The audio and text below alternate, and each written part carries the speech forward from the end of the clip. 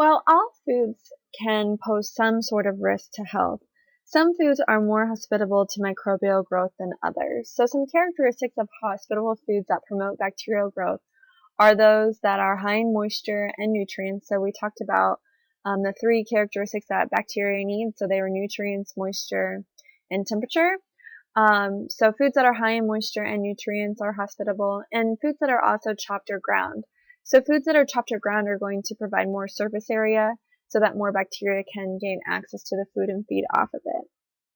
So some ideal foods for bacteria. So again, some foods are more hospitable to this growth than others.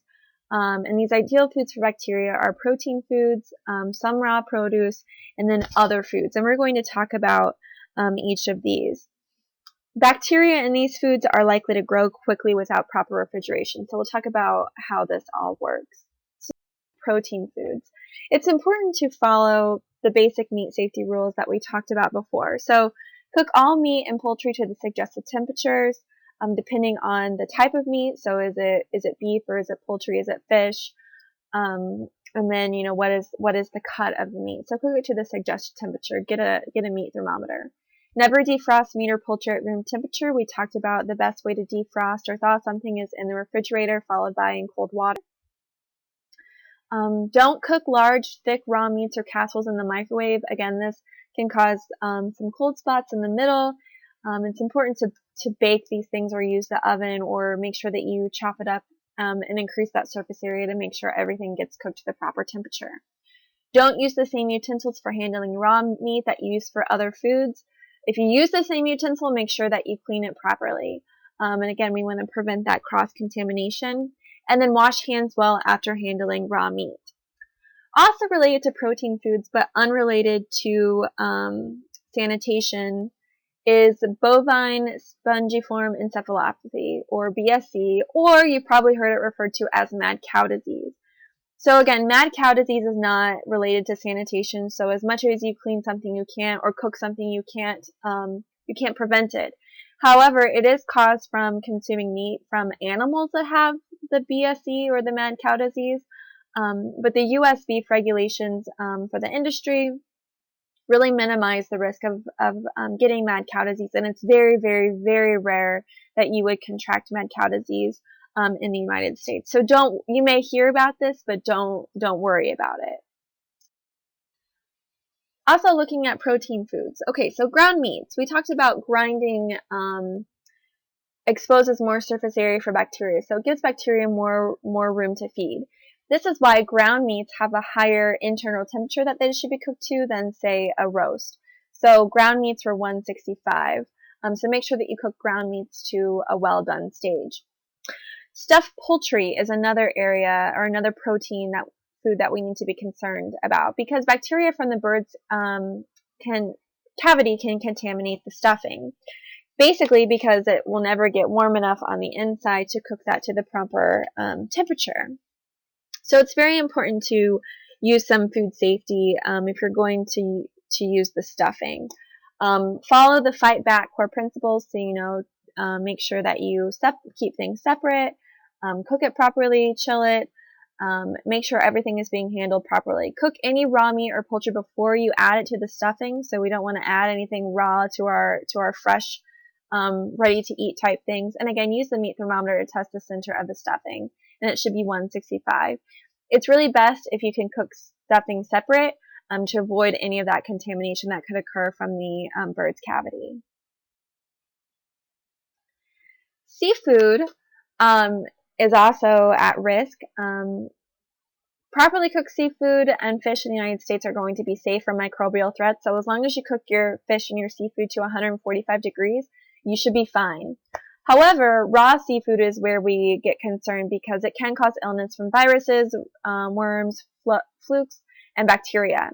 So if you like to consume sushi, specifically raw sushi, you really need to be careful because it's impossible to tell if something has a pathogen in it or not, even if it is, sushi grade. So it's best to consume sushi that is cooked, and just know that if you're going to consume raw sushi, you are taking a little bit of a risk. So just be careful with that. Raw milk is really gaining popularity for for supposed health benefits. But there's really no proven or scientific evidence showing that raw milk is more beneficial than, your pasteurized milk. The bacteria counts of raw milk are unpredictable. So even if you're buying it from a safe source, when it's clean, you cannot predict what bacteria are in there, how much bacteria there is. The nutrients in raw milk are the same as pasteurized milk, so there is no health benefit of the raw milk. And regardless of whether you have raw milk or even pasteurized milk, it still needs to be refrigerated. So there's always going to be some bacteria in milk, even if it's pasteurized. And this is why we refrigerate our milk, to prevent that further microbial growth, because it's going to slow the growth when the food is kept below 40 degrees.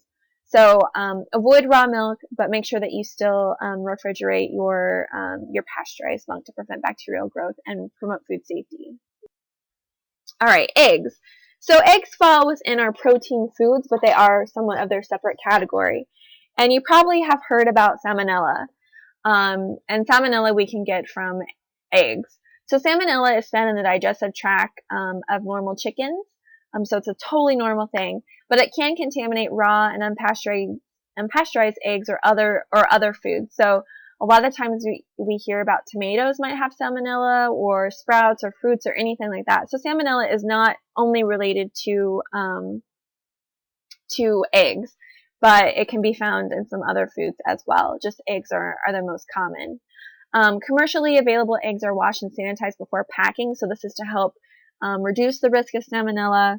But it's very important to keep eggs refrigerated, practice proper handling of them. We don't want any cracked eggs, because that can provide salmonella as well. You want to cook your yolks until they're firm, and cook egg-containing foods thoroughly. So if you like omelets or quiches, just make sure that they're cooked to the proper temperature. And don't eat the cookie dough. We've all done it, and many of us have probably never gotten sick from it, but it only takes one time to get sick. So raw eggs and cookie dough, or any sort of batter that has raw eggs in it, don't consume until it has been cooked. However, if you buy cookie dough at the grocery store, usually that has been already pasteurized and everything, so that's usually safe to eat. So if you want to eat cookie dough, just go buy the ready-to-make cookies and eat the dough there, versus making your own dough and eating that, because there is a lot of risk there. And again, the bacterial counts are totally unpredictable. Raw produce is another area that that are at risk for foodborne illnesses. So foods grown close to the ground are susceptible to contamination from animal waste runoff, and then just other runoff in general. So it's very important to wash our produce before we consume it. Give it a quick rinse. You don't have to spend hours soaking it or anything. But some produce that has more, places where dirt can get, those may need to be scrubbed. So think about things like broccoli or melons or anything like that where there's more crevices. Those may need some more scrubbing. But for a lot of things, just rinsing, is going to be fine. Pre-cut salads and vegetables have already been triple washed. So if you check a label on one of those, salads that have been washed, it'll say it's been triple washed, and then they're rinsed in chlorinated water. So these should be fine, and they're not necessary to rinse before eating. And actually, sometimes rinsing our foods can increase the risk of microbial outbreaks as well, or promote microbial growth. So pre-cut salads and vegetables, you don't need to wash any further. Now, if you buy something like an individual carrot or something like that, it's a good idea to wash that, because you don't know what's been going on, and it's been unpackaged. So you have no idea who else has touched that. Melons and berries also can contain or have crevices that can contain bacteria, and so for them it's very important to scrub well. Even though on melons we don't eat the outside of the melon, if you put a knife through the melon or through the outside skin, you're basically transferring that dirt or the microbes or bacteria, whatever, into the flesh that we're going to consume. So it's very important to wash the outside scrub well of a melon before you eat it. Berries definitely need to rinse. Can't really scrub because they'll break down, but definitely rinse those well before you can consume them.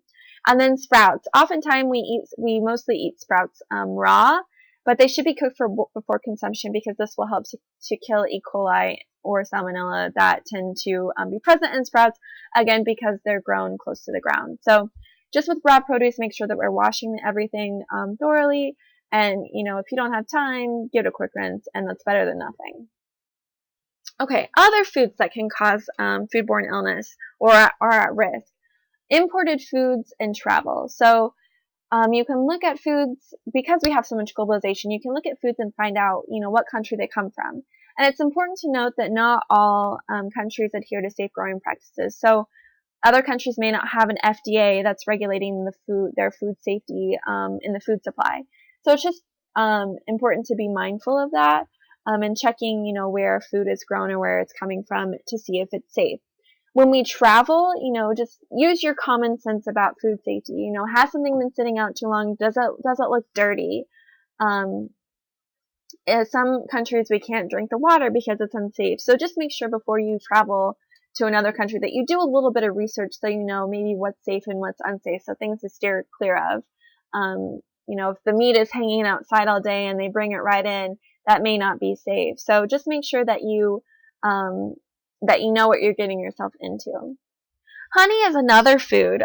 So honey can contain Clostridium botulinum spores, and these can germinate in the body and then produce a botulinum toxin, which can be very, very, very lethal for individuals. Because of this, honey should not be given to infants less than 1 year of age because their stomach acid can't protect them. For adults, even if you consume honey that contains these spores, most likely you're going to be protected from your stomach acid. The risk would be if you consume, a ton of honey. So like anything else, honey in moderation. So just something to be mindful of, but definitely do not give an infant less than 1 year of age honey because of that risk. When we go to picnics or we take our lunch to school or to work or wherever, it's very important to practice food safety in these situations as well. Choose foods that don't require refrigeration, or if you do choose foods that need to be kept cold, make sure that you use ice packs or stick in a frozen bottle of water so that you'll have something to drink by the time that thaws out, but it's going to keep your food at the proper temperature. So just practice food safety like you would anywhere else.